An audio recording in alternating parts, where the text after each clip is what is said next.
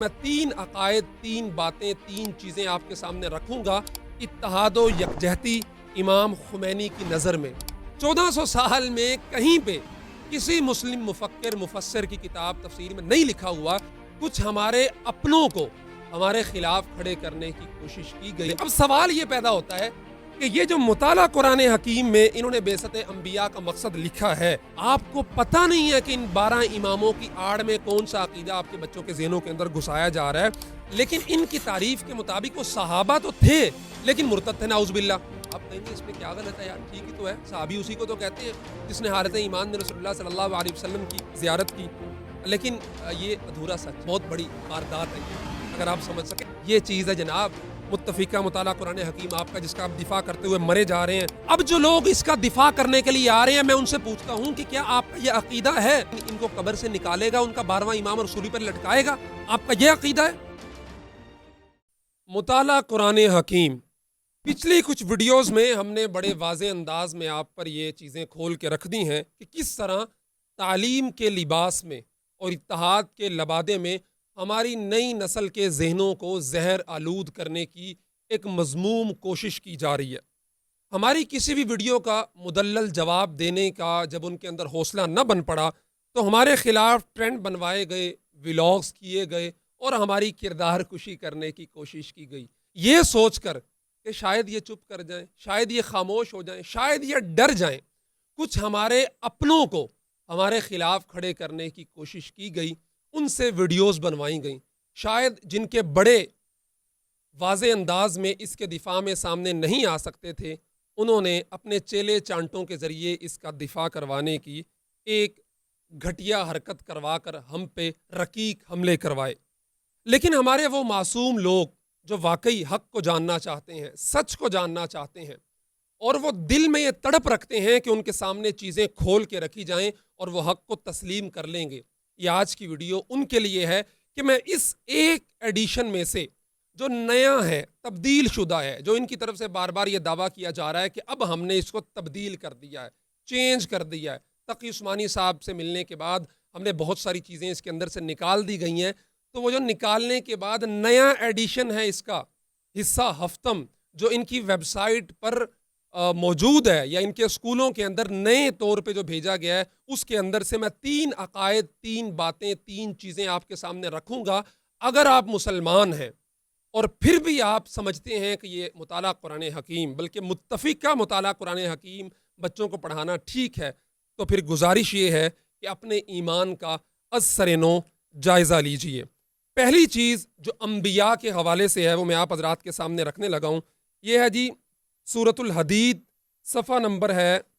334، مطالعہ قرآن حکیم حصہ ہفتم. اس میں آیت نمبر 25 کے تحت رسولوں کو زمین پر بھیجنے کا مقصد بتایا گیا، یعنی بعثت انبیاء کا مقصد کیا ہے اللہ تبارک و تعالیٰ کا، وہ بتایا گیا ہے. انہوں نے لکھا ہے کہ جی تمام رسولوں کو زمین پر بھیجنے اور ان کے ساتھ کتابوں کو نازل کرنے کا اصل مقصد ہی یہ تھا کہ لوگ عدل و انصاف کے نظام کو قائم کریں.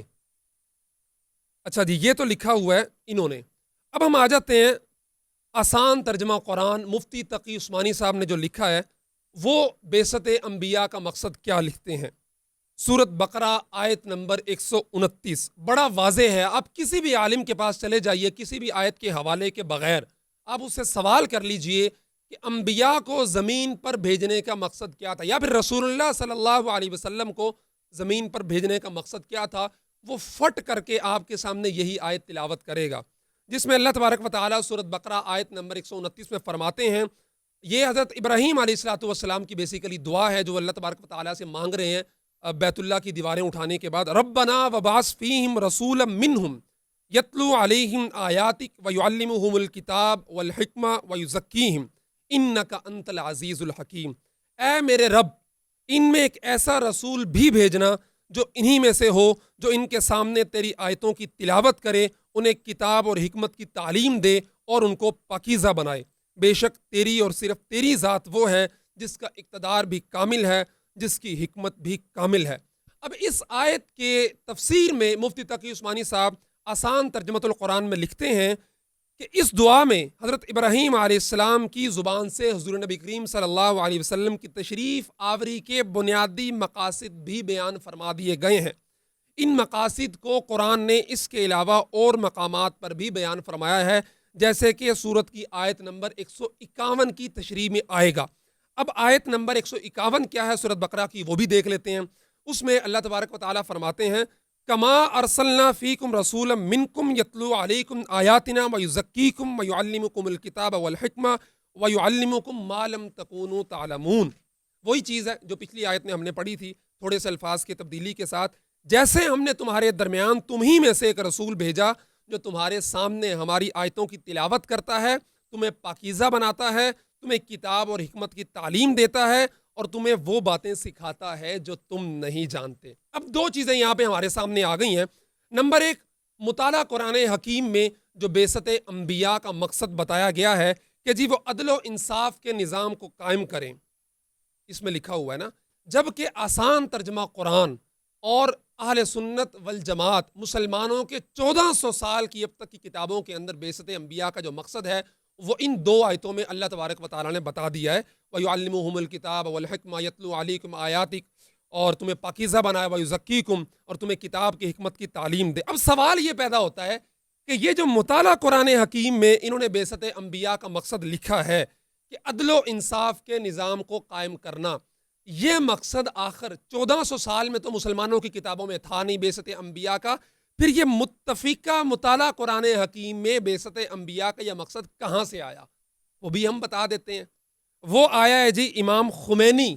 ان کے جو ہیں اس کی کتاب سے، اس کا ایک رسالہ ہے مختصر سا جو فارسی زبان میں ہے، اس کا اردو سے ترجمہ ہوا ہے، جس کا نام ہے اتحاد و یکجہتی امام خمینی کی نظر میں۔ اس کے صفحہ نمبر 15 پر یہ لکھا ہوا ہے، اور یہ گستاخی بھی ہے ایک قسم کی، اگر آپ اس کو گہرائی سے دیکھیں تو اس میں واضح انداز میں لکھا ہوا ہے، اسکرین پہ آپ دیکھ بھی رہے ہیں، اس کتاب کے عکس کو ہم نے لگا دیا ہے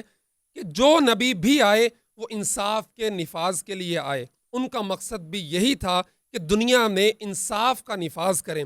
لیکن وہ کامیاب نہیں ہوئے، یہاں تک کہ ختم المرسلین صلی اللہ علیہ وسلم جو انسان کی اصلاح کے لیے آئے تھے اور انصاف کا نفاذ کرنے کے لیے آئے تھے، انسان کی تربیت کے لیے آئے تھے، لیکن وہ بھی اپنے زمانے میں کامیاب نہیں ہوئے۔ استغفر اللہ، نعوذ باللہ۔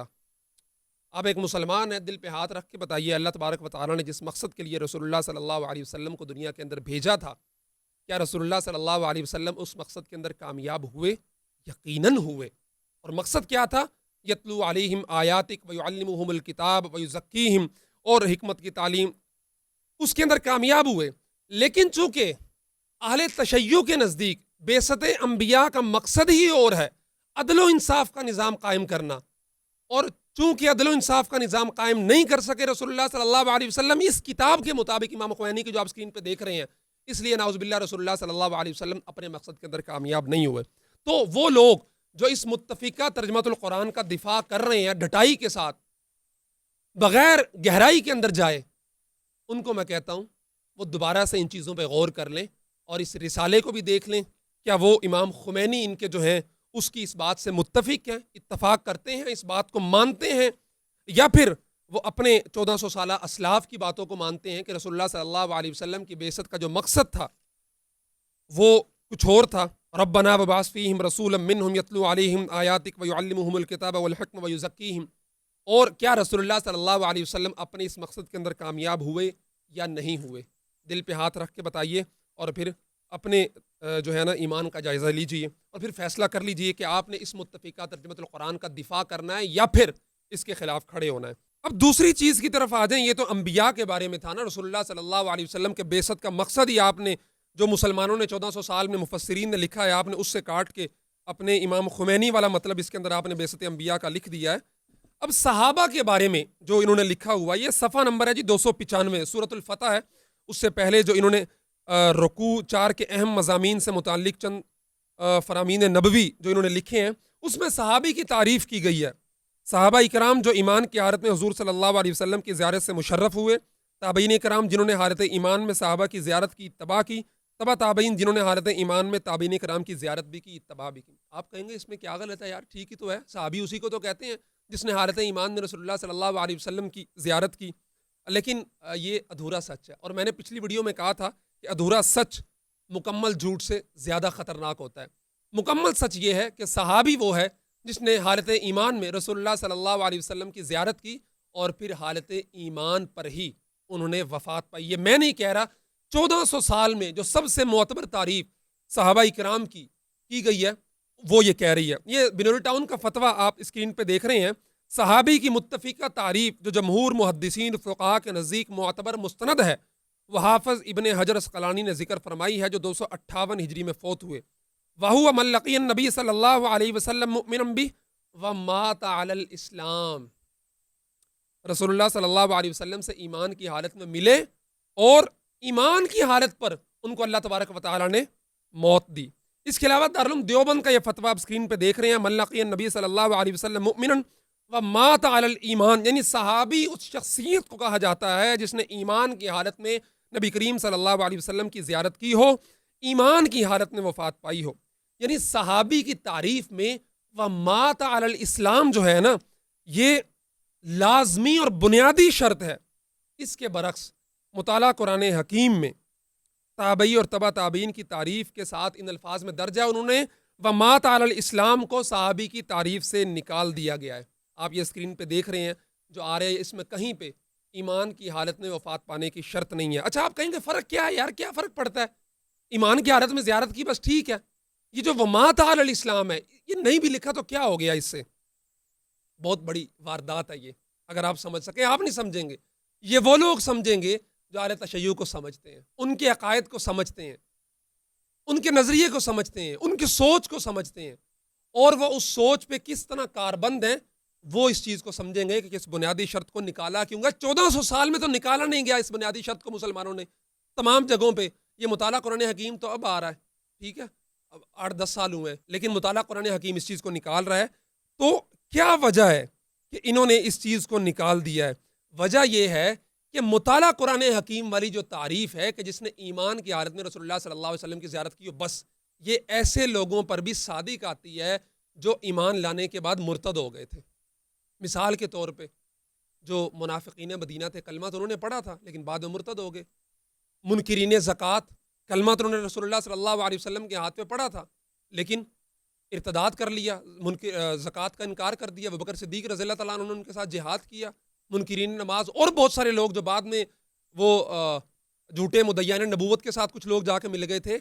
یہ جو 1400 سال تک یہ حجر اسقلانی کی ہو، دارالعلوم دیوبند کے فتوے میں ہو، بنور ٹاؤن کے فتوے کے اندر جو تعریف ہے، اس تعریف سے یہ مرتدین نکل جاتے ہیں جنہوں نے ارتداد کر لیا تھا، صرف صحابہ بچتے ہیں۔ لیکن متفقہ مطالعہ قرآن حکیم کے اندر جو تعریف ہے، اس تعریف کے مطابق جو اہل تشیع کا عقیدہ ہے کہ رسول اللہ صلی اللہ علیہ وسلم کے بعد اکثر صحابہ نے ارتداد قبول کر لیا تھا، چند صحابہ کو چھوڑ کے، ابو ذر غفاری، سلمان فارسی اور علی رضی اللہ تعالیٰ عنہ، حسن حسین، یہ وہ چند صحابہ کو چھوڑ کے جو نام ان کی کتابوں میں مذکور ہیں، سب صحابہ جو ہے نا وہ مرتد ہو گئے تھے۔ لیکن ان کی تعریف کے مطابق وہ صحابہ تو تھے لیکن مرتد تھے، نعوذ باللہ۔ جبکہ اہل سنت والجماعت، اہل اسلام کی تعریف میں صحابی وہ ہے جس نے اسلام کی حالت میں رسول اللہ صلی اللہ علیہ وسلم کی زیارت کی اور اسلام کی حالت میں فوت ہوا۔ اب آپ دیکھیے کہ یہ جو متفقہ مطالعہ قرآن حکیم والے ہیں، اب ان کی واردات کے انہوں نے اہل تشیع کی خوشامد اور ان کے جھوٹ کو سچ دکھانے کی خاطر نہ صرف صحابی کی تعریف بدل ڈالی، ظلم بالائے ظلم یہ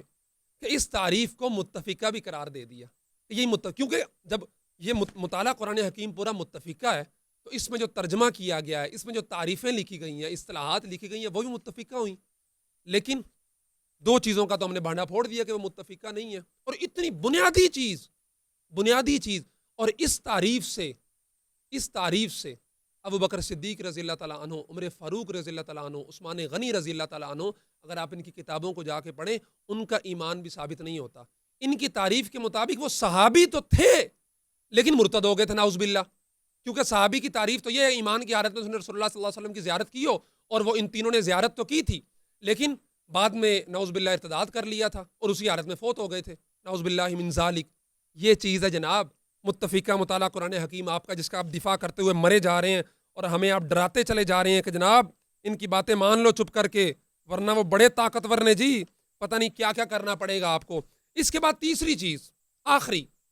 ایک ڈوز اس ویڈیو میں، 3 چیزیں انشاءاللہ مزید آگے ویڈیو میں ہم رکھیں گے، 3 چیزیں ابھی آپ کے سامنے رکھنی ہیں کہ اگر آپ میں اللہ تبارک و تعالیٰ نے ذرا عقل و شعور رکھا ہے اور ایمان کی رمق کو باقی ہے تو لوٹ آئیے، پلٹ آئیے، سمجھ جائیے ان وارداتوں کو کس طرح باریک طریقے سے، زہریلے طریقے سے اور ٹیکنیکل طریقوں سے۔ اب عام انداز میں دیکھے تو بندہ کہتا ہے صحابی کی تعریف پڑھا، گزر گیا، نکل گیا، لیکن شیعوں کی کتابوں کے عقائد کے مطابق، ان کے امام خمینی کے عقائد کے مطابق بعثت انبیاء کا مقصد یہ تبدیل کر دیا۔ خیر، سورۃ نساء ہے جی، آیت نمبر 59، مطالعہ قرآن حکیم، یا ایھا الذین آمنوا اطیعوا اللہ واطیعوا الرسول واولی الامر منکم، صفحہ نمبر ہے جی 4243۔ وہاں پہ لکھا ہوا ہے اہل تشیع کے نزدیک اولی الامر کا مصداق 12 امام ہیں۔ اچھا جی، 1400 سال میں جو مسلمانوں کی کتابیں ہیں، تفاسیر ہے، وہاں تو کہیں نہیں لکھا ہوا کہ اولی الامر کا مصداق 12 امام ہے۔ اس میں تو واضح انداز میں لکھا ہوا ہے یا ایھا الذین آمنوا اطیعوا اللہ، واضح ہے اللہ کی اطاعت کرو، اطیعوا الرسول، رسول کی اطاعت کرو، واولی الامر منکم، اور اپنے نیک حکمرانوں کی اطاعت کرو۔ مفتی تقی عثمانی صاحب نے اس آیت کی تفسیر میں کیا لکھا ہے وہ بھی میں آپ کو لکھ دیتا ہوں کہ یہ اولی الامر سے مراد کیا ہے۔ مفتی تقی عثمانی صاحب لکھتے ہیں کہ اولی الامر سے مراد صاحب اختیار ہے، اور صاحب اختیار سے مراد اکثر مفسرین کے مطابق مسلمان حکمران ہیں کہ جائز امور میں ان کے احکام کی اطاعت بھی مسلمان کا فرض ہے، البتہ یہ اطاعت اس شرط کے ساتھ ہے کہ وہ کسی ایسی بات کو حکم نہ دیں جو شرط ناجائز ہو، یعنی ایسی حکمران کی بات کی اطاعت کرنا لازم ہے جو اللہ اور اس کے رسول کے احکامات کی خلاف ورزی نہ کر رہی ہو۔ فَإِن تَنَازَعْتُمْ فِي شَيْءٍ فَرُدُّوهُ إِلَى اللَّهِ وَالرَّسُولِ، یعنی اگر تم کسی معاملے میں تنازع کا شکار ہو جاؤ، حکمرانوں کی بات میں یہ بھی لکھا ہوا ہے آگے، تو اس کو اللہ اور رسول کی طرف پھیر دو کہ جس میں اللہ اور رسول کی اطاعت ہوگی وہ بات مانو گے۔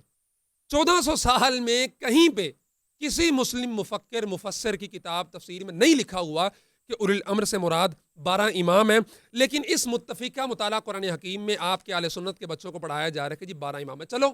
12 اماموں کا مطلب، اس کا مقصد، اس کا مفہوم کوئی اچھا ہوتا تو ہم کہتے ہیں چلو ٹھیک ہے پڑھا لو، لیکن آپ کو پتہ نہیں ہے کہ ان 12 اماموں کی آڑ میں کون سا عقیدہ آپ کے بچوں کے ذہنوں کے اندر گھسایا جا رہا ہے۔ جناب ان 12 اماموں میں سے مراد کیا ہے؟ خلیفہ بلا فصل حضرت علی رضی اللہ تعالیٰ عنہ کا حق تھا، خلافت بلا فصل، جو کہ غصب کیا ان 3 خلفائے راشدین نے، اور اس 12 اماموں والے عقیدے سے یہ تینوں خلفائے راشدین بھی نہیں بنتے،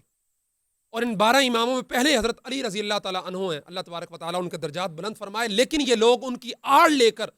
حضرات صحابہ کرام کی توہین کرتے ہیں اور ان کی تکذیب کرتے ہیں، ان کو غاصب قرار دیتے ہیں،